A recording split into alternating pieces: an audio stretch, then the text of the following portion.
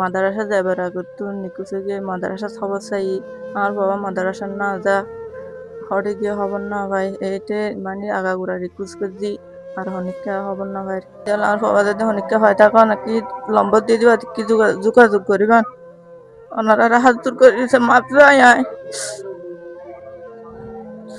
আচ্ছা ওনার হওয়া পড়ালেখা হাফেজ খানা পড়ালেখা হ্যাঁ হাবস খান মাঝে পড়ালেখা করতো 3 বছর নুরানি ভরাই তারপরে হাবস খানাত ভর্তি করা দিই সফার আর জয়ী দর্শক শুনছেন এই উমর ফারুক নিখোঁজ উমর ফারুকের মায়ের সাথে কথা বলছি।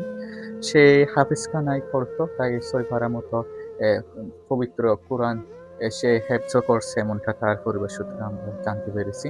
কিন্তু হাফিজখানায় যাওয়ার পথে প্রতিমধ্যে হয়ে যায়। এখন এই 3 মাস ধরে এই উমর খোঁজখবর কিন্তু তার পরিবারের কোনো কিন্তু পায় নাই।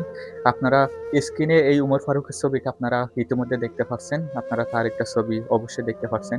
এই ছবিটা আপনারা যদি এই ছেলেটাকে কোথাও যদি দেখে থাকেন, আপনারা অবশ্যই স্ক্রিনে দেওয়া নাম্বারে যোগাযোগ করবেন। আমি নাম্বারটা একটু নিচ্ছি। দর্শক আমি একটা ফোন নাম্বার আপনাদেরকে দিচ্ছি। কেউ যদি দেখে থাকেন অবশ্যই এই নাম্বারে যোগাযোগ করবেন 01826716192। আমি নাম্বারটা আবার বলতেছি 01826716192।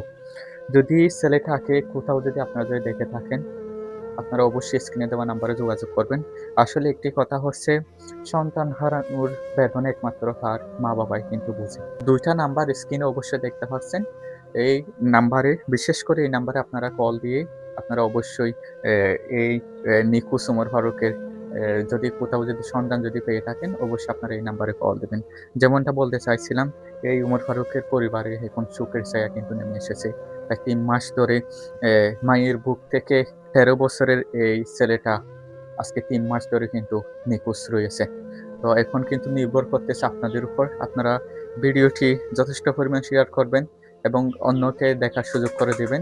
আর পাশাপাশি আপনাদের সহযোগিতাই হয়তো এই নিখোঁজ উমর ফারুককে আবারও তার মা তাদের বুকে ফিরিয়ে পেতে পারে।